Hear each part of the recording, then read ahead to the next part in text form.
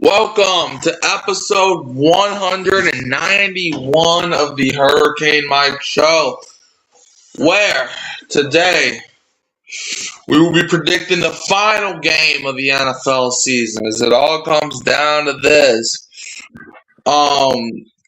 Super Bowl 60. Super Bowl 60. The New England Patriots will be playing the Seattle Seahawks. And Dad, there have been 60 Super Bowls. 60. Not one of them have been won by the Atlanta Falcons. Because why, Dad?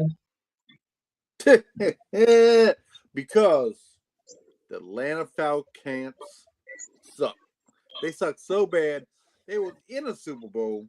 They was winning 28-3 and lost. Yeah, it's insane. Like when you think of Atlanta, mostly the Falcons, you think 28-3. Those are the two numbers that you associate with Atlanta. Okay? And it's just crazy though. It's like man, we are one game away from we're football.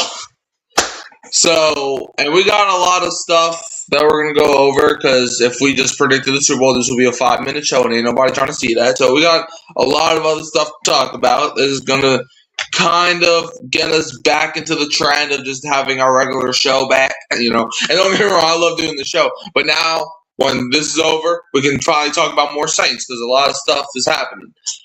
But let's start with the prediction. Dad, and you can do it however you want it. Who are you predicting to win? Well, first, in conference championship weekend, Dad, you and I, we were both 1-1, which brings your total to 171, 110-1, and my total to 158, 124-1. So, Dad, who do you think is going to win Super Bowl 60? Is it going to be the New England Patriots or the Seattle Seahawks? Well, both teams had a good season. Both of them, ended up with 14 wins, I believe. So, both of them definitely deserve to be in this spot. But there's one team, I think, that is a notch above the other right now. And that team is the Seattle Seahawks. I think the Seattle Seahawks is going to win this game, basically because I trust Sam Darnold more than I trust Drake May. I mean, you could say, that they're pretty much the same guy, not necessarily. I mean, if you look at the last 2 years, I mean, Minnesota might have made a mistake getting rid of Sam Darnold for J.J. McCarthy. I mean, I think we all can agree, because Sam Darnold is not that old of a guy right now. I mean, they could have kept Sam Darnold and got rid of, number 6 or number 9, whatever he is. So yeah, I think Sam Darnold will do enough to win. And Drake May's been, he had a decent season, but in the playoffs, he's been a little shaky. He's been putting the ball on the ground a couple times, getting strip sacked and just not really confident looking. So I'm going to go with the Seattle Seahawks to win the big one, the Super Bowl. And I think that they're going to get out to a big lead, and, New England's going to come back. They're going to get some garbage time yards, garbage time points. But I expect the Seahawks to win 32-26. 32-26? Yes, sir.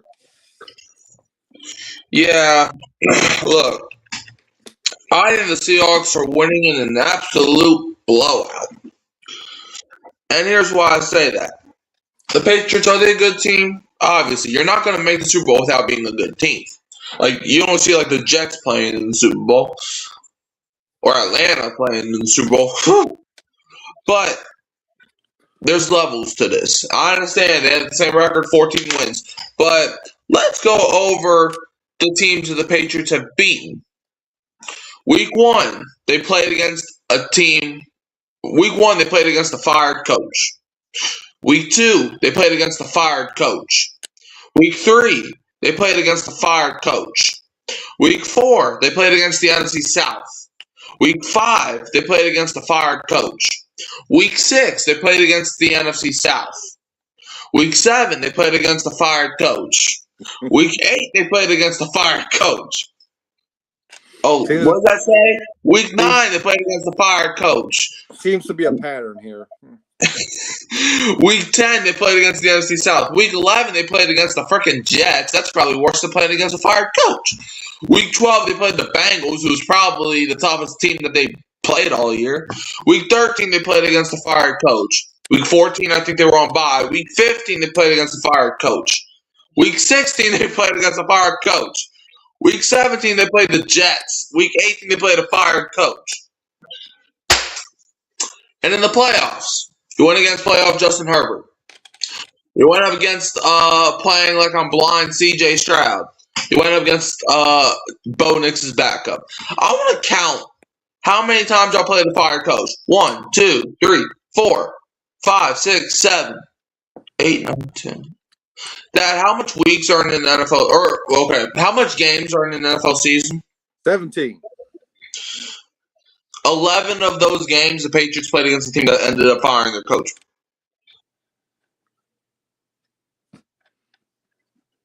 And the other 6 weeks, NFC South, NFC South, NFC South, the Jets, Bengals, and then the Jets again. So, I mean, look.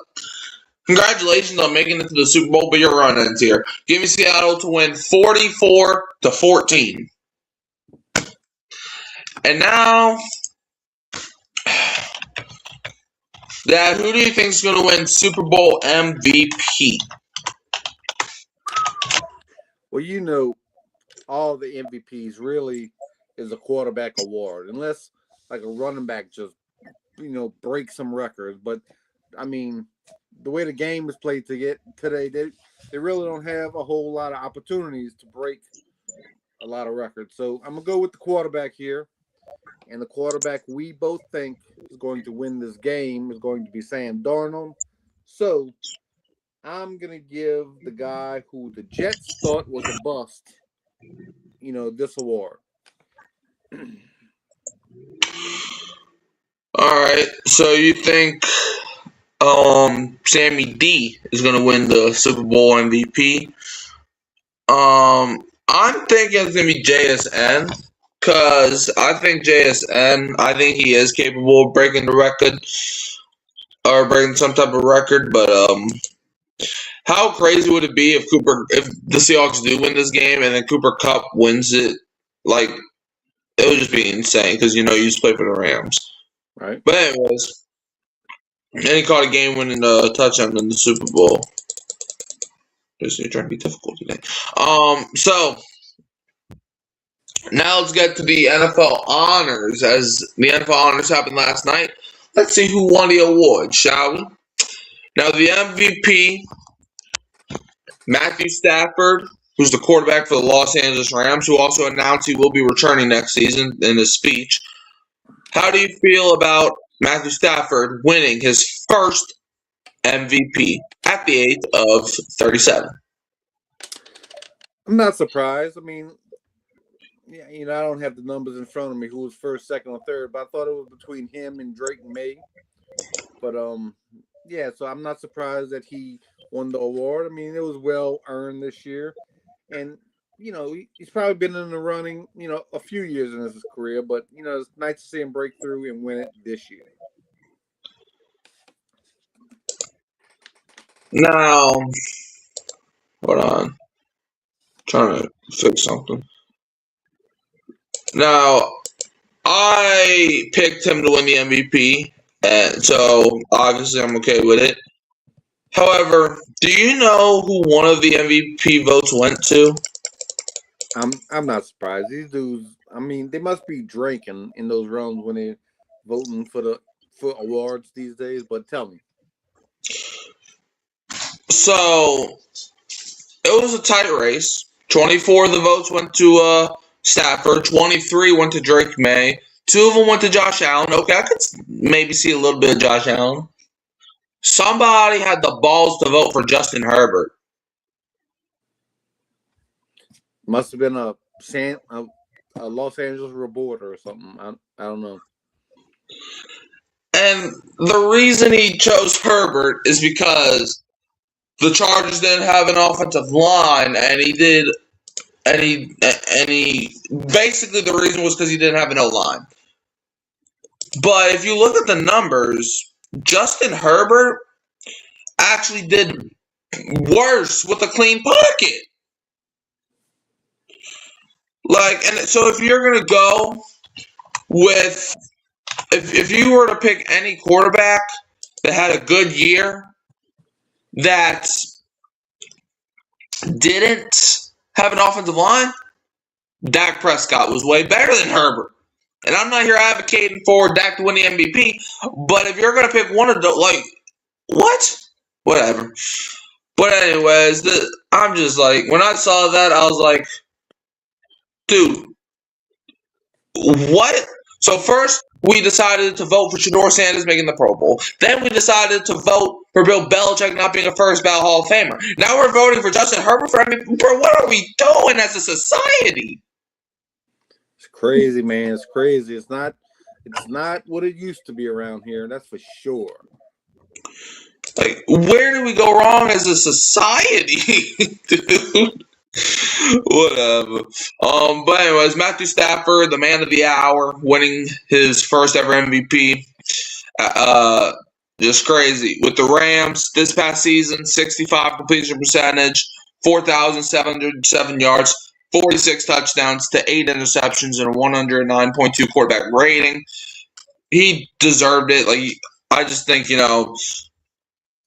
just giving him the MVP, he was on his way out. So it's he's coming back next season. But, Drake May, he's going to have 10 or 15 years to win this one. Stafford's most likely not going to ever have the chance again. So I liked that they give it to Stafford. It would be one thing if Drake May was undeniably better than Stafford, but since they were kind of on the same level, I'm happy that they gave it to Stafford because he might have not had another chance to win this award, and Drake May's got his entire career. So yeah.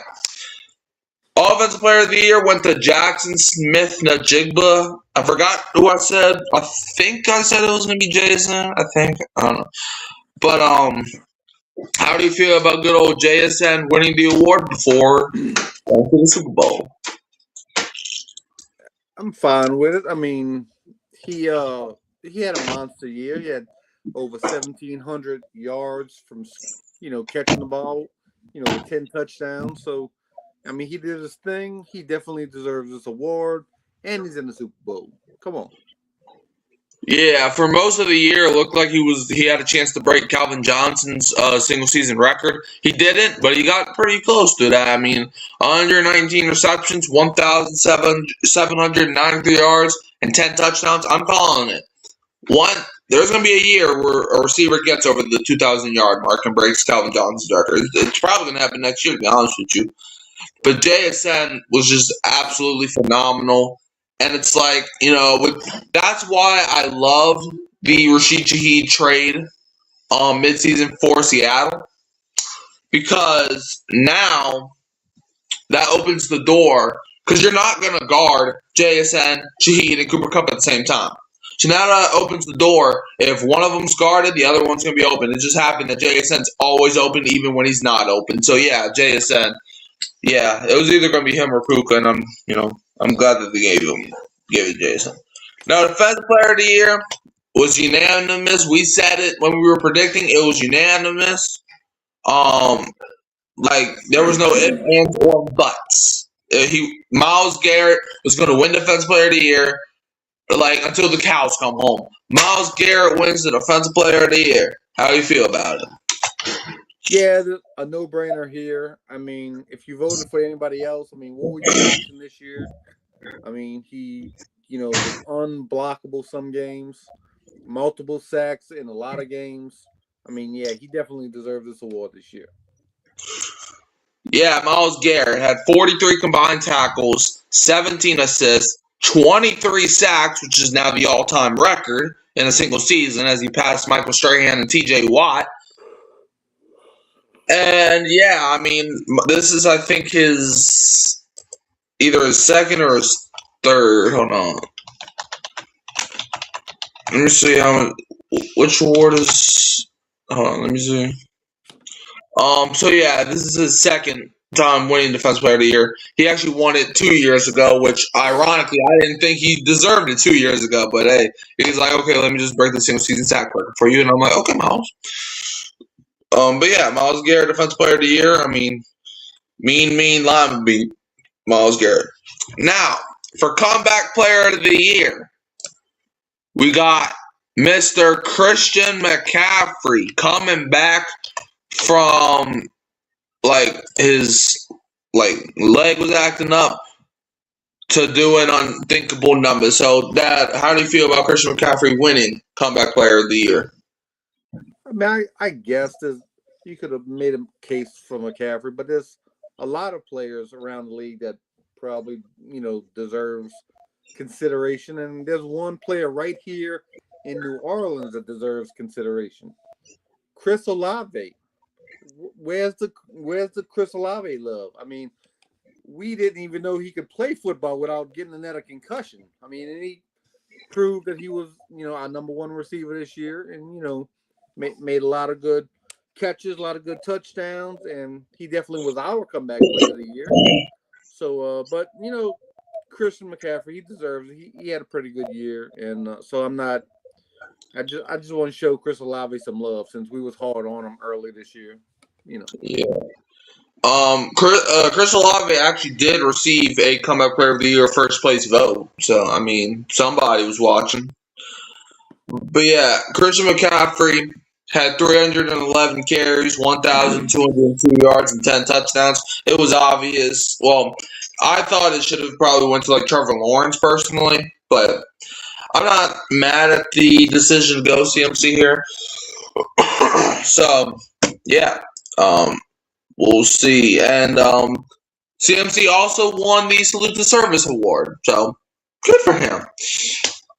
Next, the Walter Payton Man of the Year went to good old Bobby Wagner. Now, look, I can't tell you if he deserved it or not because I don't be watching these guys when they're out doing their charity work. But how do you feel about Mr. Bobby Wagner winning this award? Well, I mean, like you said, we don't see what goes on behind the scenes, what they actually doing, but just to be considered for this award and then to win the award. I mean, so the guys that do know must know, he's doing some great work. So he out there in the community doing some work. So I salute you, Mr. Bobby Wagner, and everybody that was nominated for this award. Yeah, especially our own Demario Davis, who came up short yet again. But yeah, Bobby Wagner, and I know stats mean nothing about the award, but I'm just gonna point them out because I feel like it. 79 combined tackles for Bobby Wagner, 83 assists, 4.5 sacks, and 2 interceptions. So he didn't have, a bad year for Mr. Bobby. And now, Coach of the Year, New England Patriots head coach Mike Vrabel. How do you feel about it? Well, I mean, like you eloquently said earlier, the Patriots had a pretty cupcake schedule. They played a lot of teams that were firing their coaches or in the NFC South or play in New York. But but still, winning in the NFL is hard. And, for a first-time coach, I mean, not first-time coach, but in your first year in a new place to ring up 14 wins. I mean, he could have lost some of those games too. I mean, but he didn't. So he won a lot of games. So I think it's well deserved. There's a couple other guys in here that, deserved consideration, but I'm not mad at this selection. Yeah, I mean, going from 3-14 or 4-13 or whatever they were last year to going 14-3, winning your division, the same division that has Josh Allen and the Bills in it, getting the 2 seed in the AFC. And I know the playoffs mean nothing when it comes to awards, but getting your team into the Super Bowl, it's not an easy task, but I mean, it's like, whatever. Offensive Rookie of the Year went to Tetairoa McMillan, and Dad, I know this is going to be challenging, but I want you to take your bias out of it. How do you feel about Ted winning it? You know what? Actually, I don't have a problem with it. I mean, Tyler did only play 8 games, and a lot of times people, voters would use that against him. And, I'm not too butthurt about it. McMillan played most of the year, if not all year. So, I guess he deserves the award. He had a good year. Congrats to the young man. And, Tyler's best days are ahead of him. So I'm not too, butthurt about this award.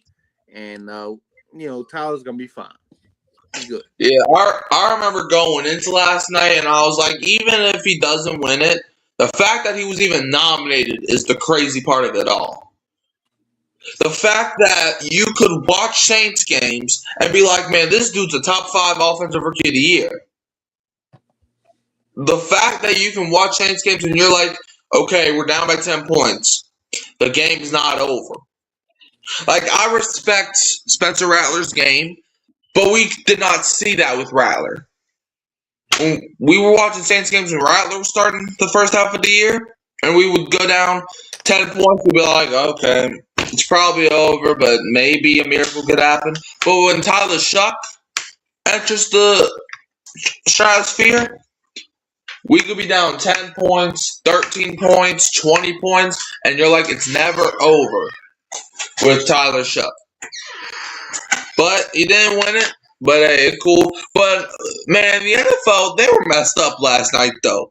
Because I don't know if you know or not, but like all the rookies had somebody representing them on that stage. They made Tyler Shough's person read Tetairoa McMillan's name.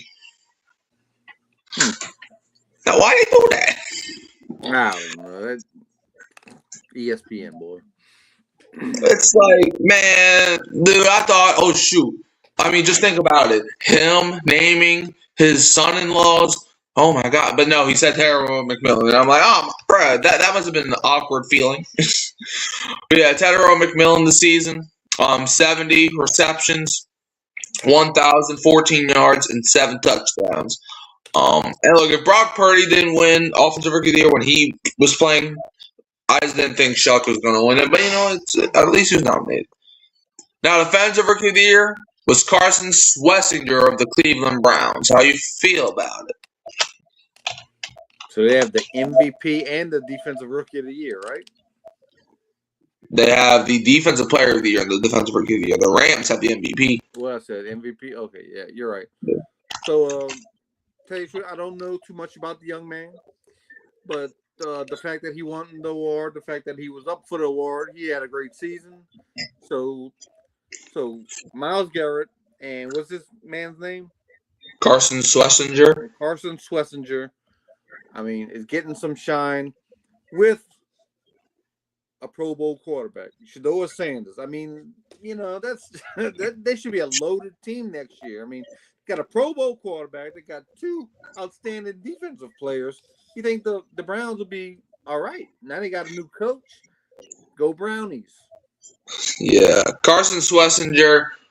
He led all rookies in tackles. That's mainly why he won it, as he got 74 combined tackles, 89 assists, 2.5 sacks, and 2 interceptions. And like I said, led rookies in tackles. So yeah. And Assistant Coach of the Year, Josh McDaniels of the New England Patriots, who I also said was going to win this award.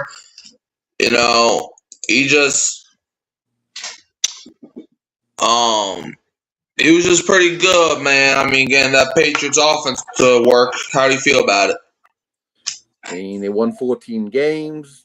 Drake May looks like a bona fide star in this league. So, I mean, it's not his first rodeo. I mean, he's put out some good offenses before, and it's good that he gets recognized for it this year. Yeah. And now some other awards, like some other notable awards. You had Buda Baker win the Art Rooney Award. Caleb Williams won the NFL Play of the Year. Jackson Smith-Njigba was your ground player. And the same with Christian McCaffrey. He was also the ground player. Tyler Shuck, though, did win the Rookie Award from Pepsi. So he did win one of the awards, the one that was voted on by fans.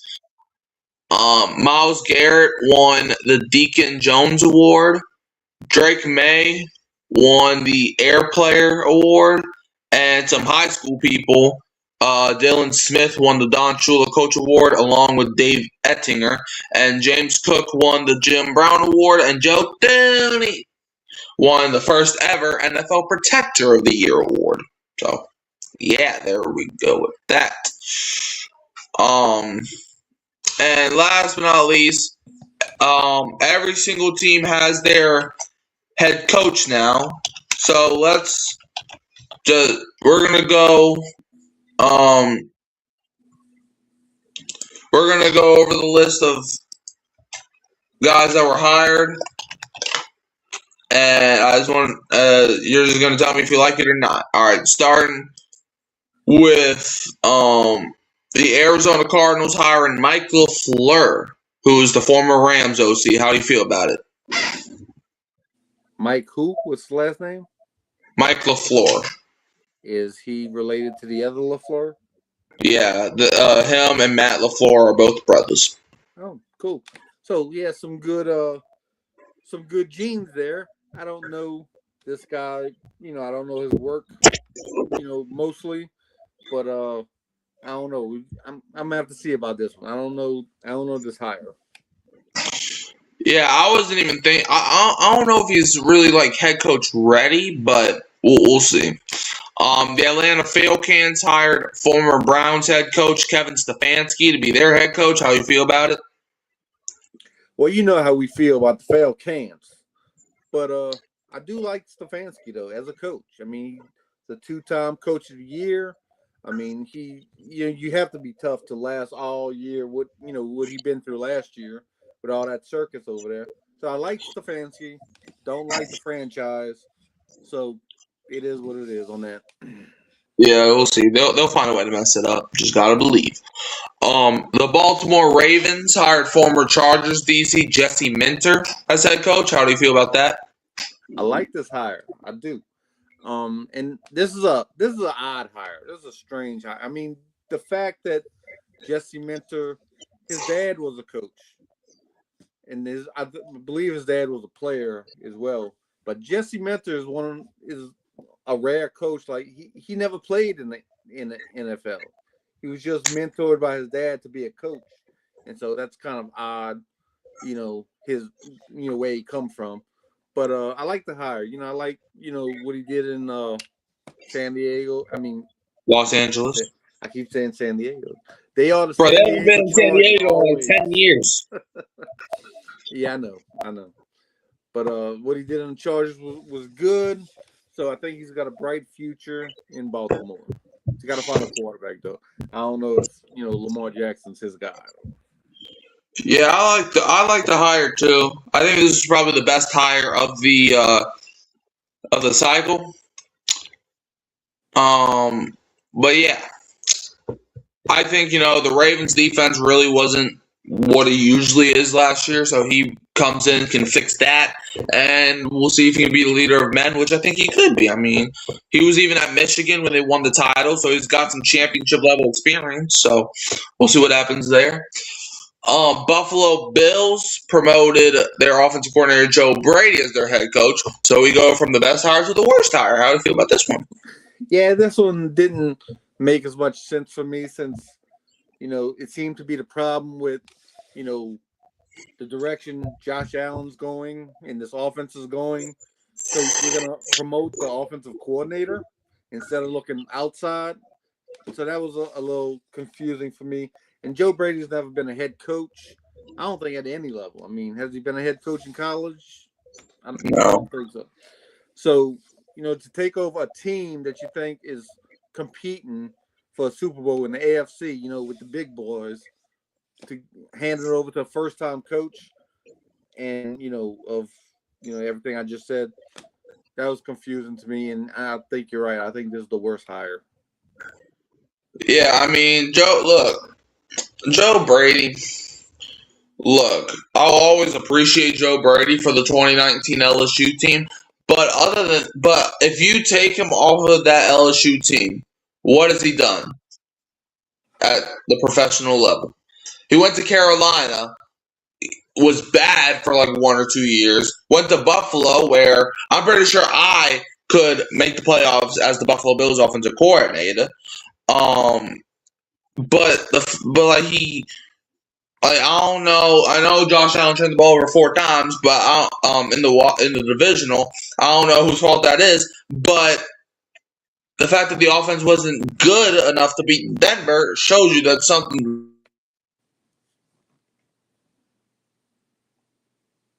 was wrong. Wanted to change. Why did you hire the one guy that's the opposite of change? Like, if you want change so bad, then why did you literally do the exact opposite? Whatever. Cleveland Browns hired the Ravens OC Todd Monken to be their head coach. How do you feel about that?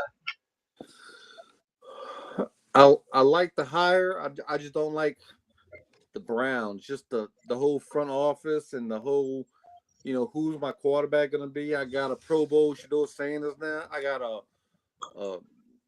Watson coming back. That's probably my best option. Obviously, I have this high first round pick that I would just love to get a quarterback, but can I afford spending this and making this a circus in my quarterback room next year? So I think the whole setup is just I'm glad I'm not a Browns fan, because I'd be I'd be wanting to jump off a bridge right now, really. But so I like the coach. I don't like the situation. Kind of like the Atlanta situation again. Like the coach, don't like the franchise.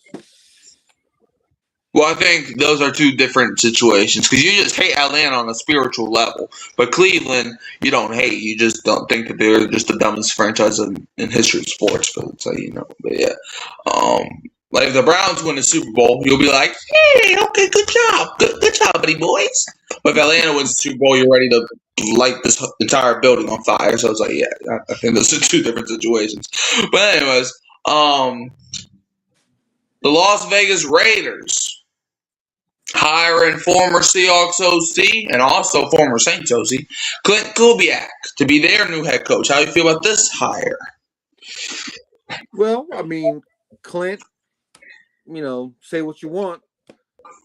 He has got this team in the Super Bowl. I mean, the offense is a pretty, played pretty well this year, and Sam Darnold's continued to develop under him. And you can say what you want about his 1 year in New Orleans. It was 1 year, right? Yeah. 1 year in New Orleans. I don't know if we was, hating on Klint that much, or we was just hating on Dennis Allen that much. I mean, so maybe Klint, had it, but Dennis Allen was just taking everything down with him. I don't know, but I really like Klint after yesterday. After I seen an interview he gave where he gave all the credit and all the praise to one Jesus Christ. I love that. I love that in coaches. I love that in players. I love that he knows where, it starts from. So, I'm a Klint Kubiak fan, so I'm going to be watching and rooting for him a little bit. The Saints play against the Raiders next season. So I ain't going to root for him on that one, but, Yeah. Kai, aka the NOLA Talk Podcast, is in the chat saying, "What's good? What's good, Kai? Man." But yeah, we already predicted the Super Bowl, Kai. In case you missed it, we just predicted the Super Bowl where we both had Seattle winning. We talked about the NFL honors, and we are talking about the head coaching cycle. So if you have anything you want to say on that, or if you want to say something different, chat is yours. But anyways, Yeah, Clint Kubiak, I think, is probably the second best hire, only under Jesse Minter. Like, I understand, like, Clint Kubiak is kind of where Kellen Moore was last year. They're both hot, young, offensive minds who made it to the Super Bowl, and, Kellen Moore won the Super Bowl. Clint Kubiak is probably going to win the Super Bowl. So we'll see. But I think if anybody's going to fix the Raiders, you would need an offensive mind like Jeff Hafley. Not Jeff Hafley. Clint Kubiak. Kai said, I got Seattle winning to 34-26. Yeah. I actually think it's going to be a complete blowout. I think the Patriots have no chance. But, hey, what was the score? 34 Seahawks, 26 Patriots. What did I say? I think I said 32-26. Yeah, you said 32-26. So we're about same place. Yeah, I said 44-14. So yeah. Yeah, I did do that. But yeah, Raiders get Clint. Next guy, the Miami Dolphins are hiring the former Packers DC Jeff Hafley, and probably the second worst hire in my eyes. How do you feel about this? Yeah, I didn't know about this one. I thought there was like some other good candidates out there that they could have interviewed or hired, above this one. But I mean, we'll see how it goes. Maybe they know something we don't know. Yeah, the reason I did not like this hire is because the head coaching experience, he couldn't win at Boston College as a head coach. At Boston College. And his defense gave up 25 points in the fourth quarter to the Bears in the playoffs. So there's just nothing that sparks winning when I see Jeff Hafley. And also, Jeff Hafley just looks like a gooba. So it's like, yeah. Kai said we going to Canton family. Drew Brees going in. That means we going in. Well deserving. Yeah, we'll get to that after the coaches. We'll get to the Hall of Fame after the coaches. And let's see who else. The New York Giants hiring John Harbaugh. How do you feel about this one? New York Giants. Yeah, this was probably the best job out there. And John Harbaugh, he still has a good resume. He still has it in his prime. So I like this on both sides. I like the hire, and I like the direction possibly the franchise can go with this hire. Yeah, John Harbaugh, I think, I just think, I don't know, I feel like the game's passing by. Maybe a change of scenery will be good for him, but I don't know, we'll see.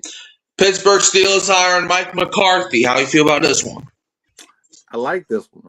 I like getting Mike back into the coaching realm. I mean, I missed him for a year or two. Didn't you miss Mike McCarthy? Didn't you miss him?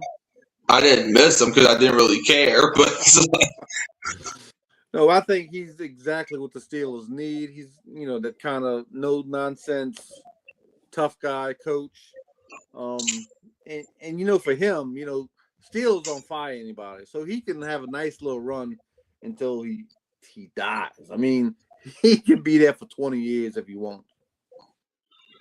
Yeah, Mike McCarthy, he's definitely got some stability on him. And if Aaron Rodgers returns to the Steelers next season, well, you already got that familiarity. So, yeah. And last hire, the Tennessee Titans are hiring Robert Saleh. How do you feel about this one? I mean, I don't get this one either. I mean, he was just in New York, and, everything, got screwed up in there. He goes a year or two in San Francisco and makes them a great defense. Okay, yay. I mean, am I supposed to get excited about that? Yeah, I think with this, it's like I'm not the biggest. I think Saleh could be a good coach, but I just don't like the fit. You have a young quarterback. If I was Tennessee, I would be like, okay, let's go get like a Clint Kubiak or something. Someone to like shape this offense. Because you can find a good defensive coordinator. You can find a good one like that. But I just don't like defensive coaches being like, I like the Jesse Minter hire. Like, there's some DCs that I like being head coaches. I'm just not a big fan of that, though. It's like I just like guys that lead with their offense personally. Maybe that's just the Dennis Allen trauma in me, but I just think, personally. And now let's go over the 5 Hall of Famers. As we got to start off with the best. New Orleans Saints QB, former New Orleans Saints QB, man, I miss those days. Andrew Christopher Brees makes it first ballot. First ballot. How do you feel about? Well, there's only one correct answer. But how do you feel about him getting into the Hall of Fame? I mean, has there ever been a no-brainer like this? I mean, Drew Brees, first ballot, Hall of Fame. I mean, it just fits. It just, all the 3 parts just fit. I mean, there's no way to say this was a bad thing. I mean, who else is gonna go in? Eli Manning over him? Come on. Man, I ain't gonna lie, I was scared for a second because it was like, dude, of course, they announced him last. I'm like, after every single name went by, I was like, don't you dare. Don't you dare. But, okay, but they were waiting for best for last, so I was like, oh, thank God. I swear. If they would have put any other soul, if they would have had Roger freaking Craver or whoever in it over Drew Brees, I would have threw some. But he made the Hall of Fame. Drew Brees. Let me say one other thing about it. I mean, I didn't watch the NFL honors because I don't like watching ESPN anymore. Some odd reason, but so I share your scaredness. I mean, for what they're doing to Bill Belichick and Robert Kraft, Spygate this, cheating that. You think, okay, Bountygate, I'm a whole Drew Brees out. That's something I was thinking about too. But good thing they didn't be that stupid and pull that card. Yeah, and another thing, I don't know if you know about this, but Troy Aikman last week, well, it might have been this week, I don't know. He said sometime in his life, like whenever Bill Belichick was announced he would not be getting in at first ballot Hall of Famer, he said it's going to be a dark cloud over this Hall of Fame class because Bill Belichick didn't get in. Dark cloud over who? Just a dark cloud over the whole situation because they know Bill Belichick's supposed to be there. They're just holding it against him because either they thought he was a jerk, they didn't like him, or because of Bountygate, or because of Deflategate. There's a lot of gates that he was involved in. So, but if you talk about the best coaches, you will never find another coach, another player with a better resume than Bill Belichick has. I mean, what, 6 Super Bowl rings? 8. 8 Super Bowl rings? Excuse me. Yep, 6 as a head coach, 2 as an assistant. I was about to say, are you counting the assistant coaches one? Yeah. Yeah. Okay. 8 rings. I mean, are you ever gonna see somebody with that great of a resume? Not even Tom Brady has 8 of them. So, but my point is, like, Drew Brees should not be like, man, I can't believe I made the Hall of Fame and Bill Belichick didn't. Like, that's the point I'm getting at. It's like, man, like, nobody in 2019 in the Super Bowl when the Rams got into the Super Bowl because of the refs doing their BS. No Patriots fan was like, man, I don't want to win the Super Bowl because we should be playing against the Saints. Nobody was like that. So why should we be like that for Bill Belichick? Should he have gotten in? Absolutely. But should Drew Brees feel like he shouldn't go into the Hall of Fame because Bill Belichick isn't getting in? Absolutely not. That's just how life works. Life is unfair. Deal with it. But yeah, Drew Brees, 5 seasons with the San Diego Chargers. There's your San Diego. And then 15 of his other 20 seasons with the New Orleans Saints.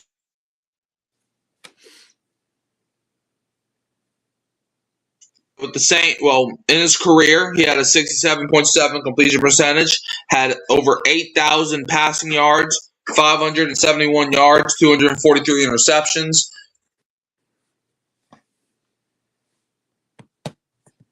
this dude ball, you might think I'm about to say Super Bowl win, which is important, but the most important thing of all with Drew Brees, he became the Atlanta Falcons' daddy. That's right. The most important thing of all. Let me see if I can find this dude's. But yeah, Drew Brees, I mean, going from like in 2006 coming to New Orleans where the Saints were under like Hurricane Katrina and rewriting history. I mean, that a lot of people would agree Tom Brady is the greatest quarterback of all time, correct? Yeah. Do you know who's the first guy to have every single record that Brady has right now? Would that be somebody named Andrew? Yes. Like, everybody says how Drew Brees and Tom Brady aren't even in the same conversation. How?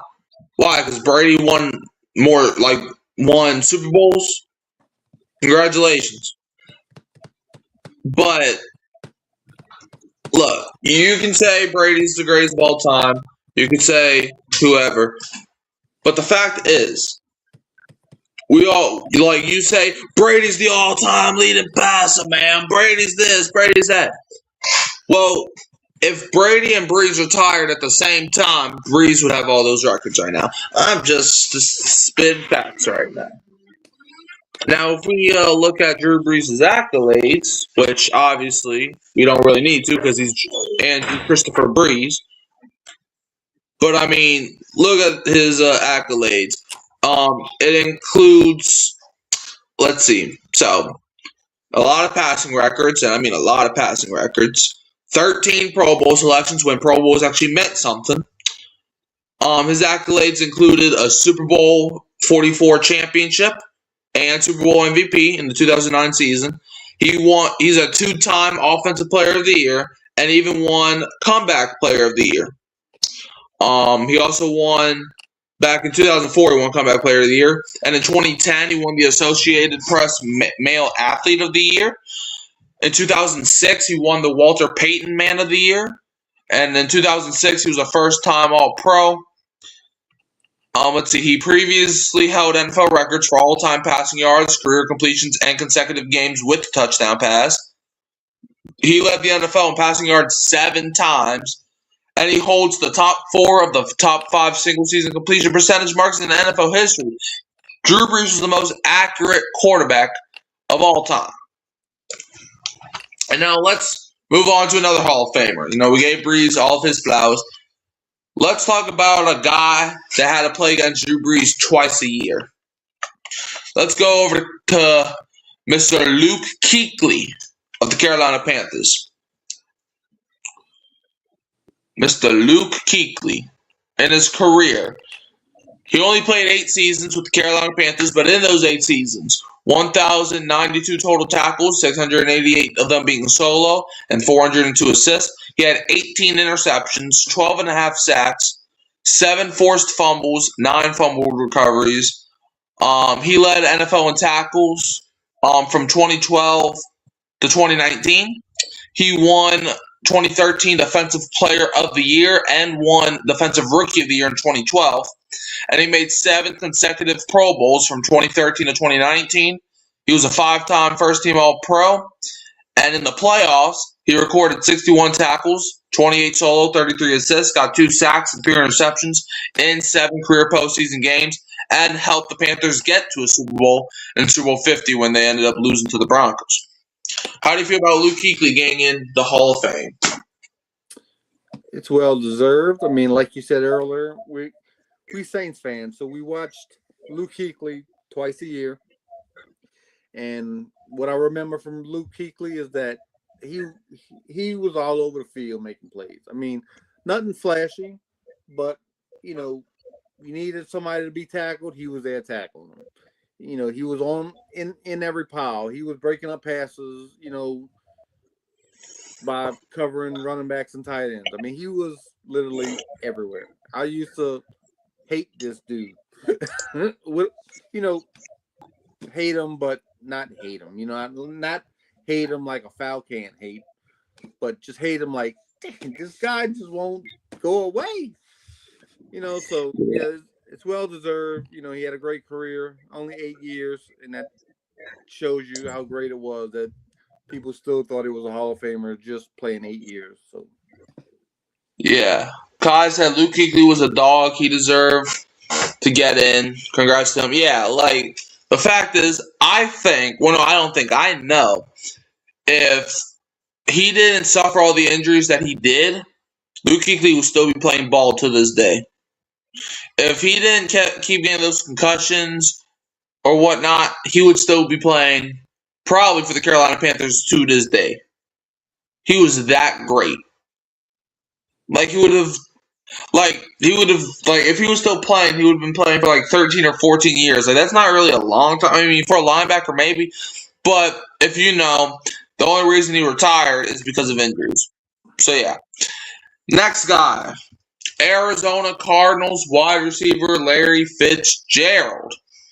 As he played from 2004 to 2020, playing 17 seasons. And in those 17 seasons with the Arizona Cardinals, this brother had 1,432 career receptions, 17,492 yards, and 121 touchdowns.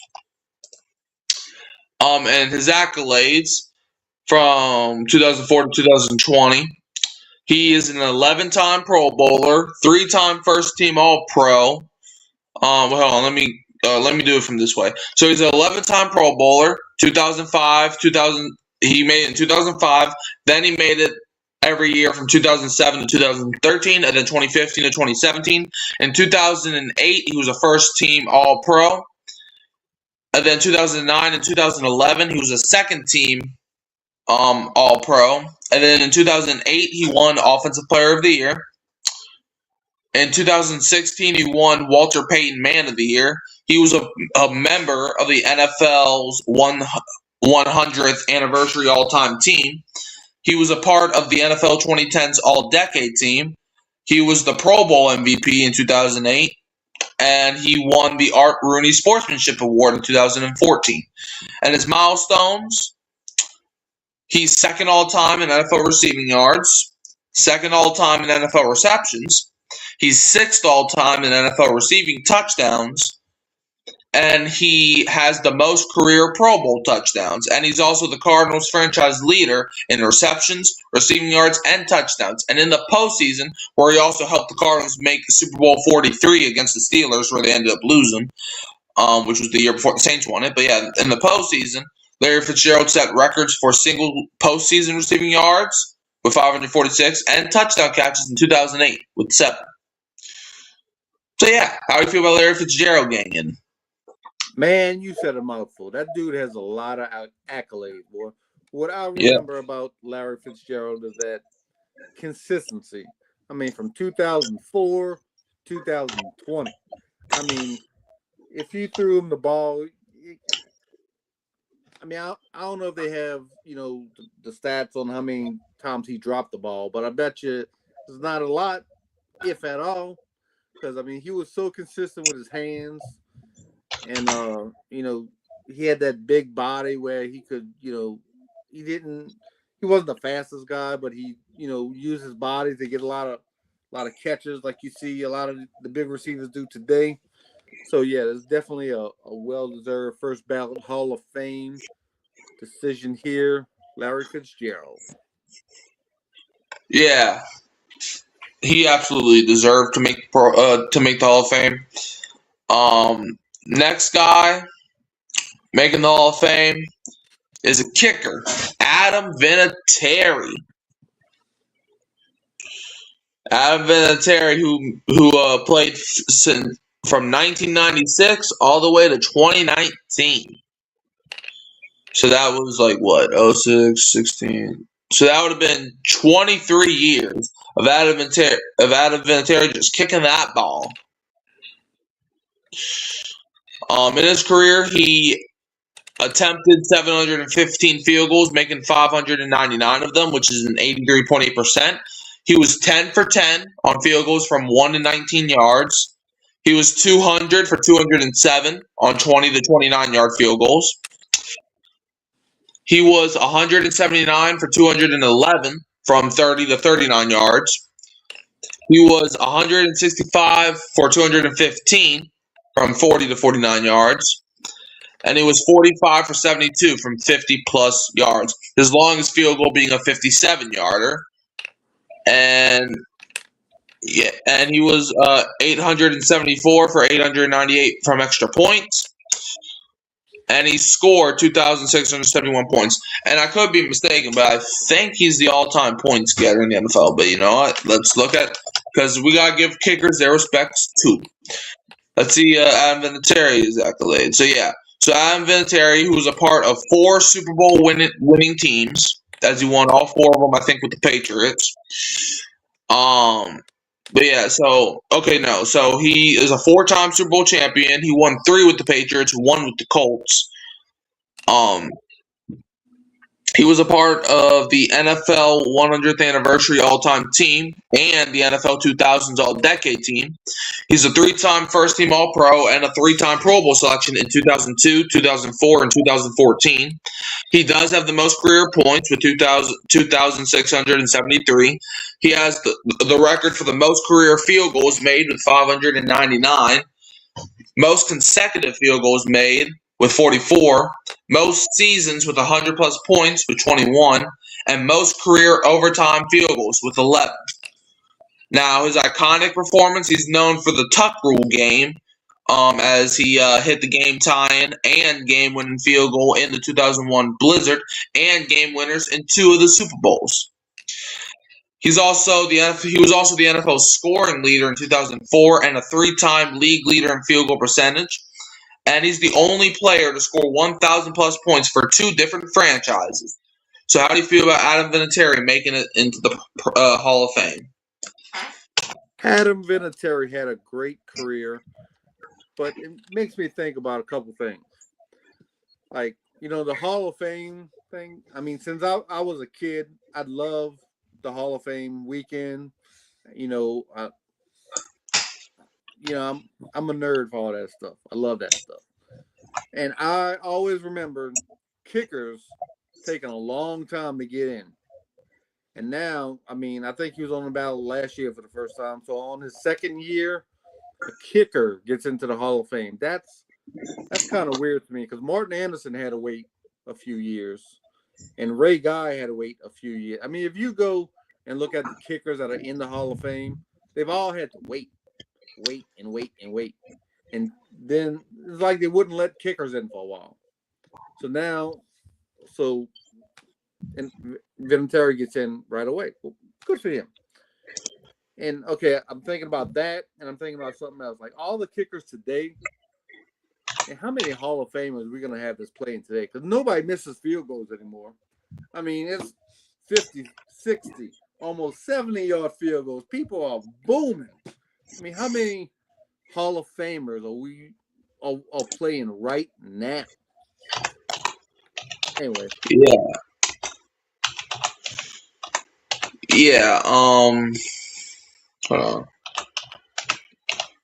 I just think, Vinatieri was, no doubt about it, one of the best kickers, if not the best kicker of all time. So I think he had to get in. Next guy that got in was Roger Craig, who was a fullback and a running back, fullback / running back, back when fullbacks were popular.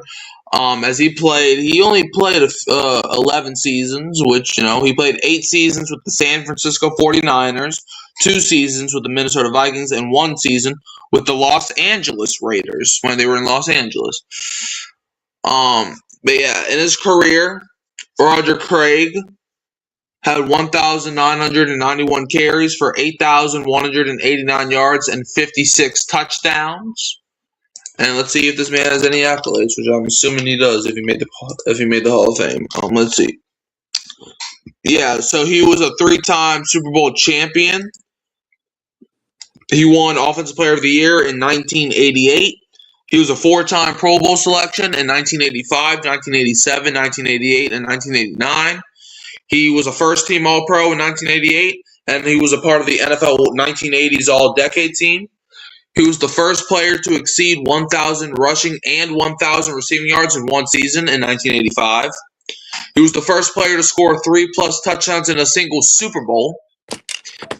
He was the NFL receptions leader in 1985 with 92 receptions as a running back, aka fullback, aka whatever. And he, prior to him making the NFL Hall of Fame, he was a San Francisco 49ers Hall of Fame inductee back in 2011, and he was a Bay Area Sports Hall of Fame inductee in 2008. So this is the third Hall of Fame he's going to. So how do you feel about Roger Craig making the NFL Hall of Fame? Roger Craig, I'm glad he made the Hall of Fame. It's way overdue. I mean, he's one of those ones that was on the ballot for 10, 11 years or whatever, and then, you know, after 10, 11 years, they stopped trying to get you in the Hall of Fame. Then you have to get in by some senior committee or whatever, and I think that's how he got in this year. But Roger Craig was a dog. I mean, I remember when I first started watching football, it was the 49ers were our rival. And this dude he changed the way running back was played. I mean, every time you see now the running back is really involved in the passing game, you know, or you're getting it dumped off to the running back and all. I mean, Roger Craig and the San Francisco 49ers and Bill Walsh, you know, made all that happen. They changed the way the game was played back then. So if you look at his 11 years and his numbers, you know, they're kind of borderline Hall of Fame-ish. But as a Saints fan, they had to play him twice a year because he was in our division back then. You know, yeah, he was a dog. He was tough. Yeah. Yeah, from what I know about him, I think, you know, like, I mean, the fact that he did all that, like, when fullbacks were popular and, like, yeah, look, Roger Craig, like you said, he was a dog. So, yeah. So, shout out to those 5 guys for getting in. Do you have anything else you would like to add? Nope, I'm good. Just ready for some Super Bowl this weekend. Yeah. And if y'all don't know, it's not official, but my dad and I, we might be going to Canton next year. Maybe. Depending on, like, what happens. But, yeah.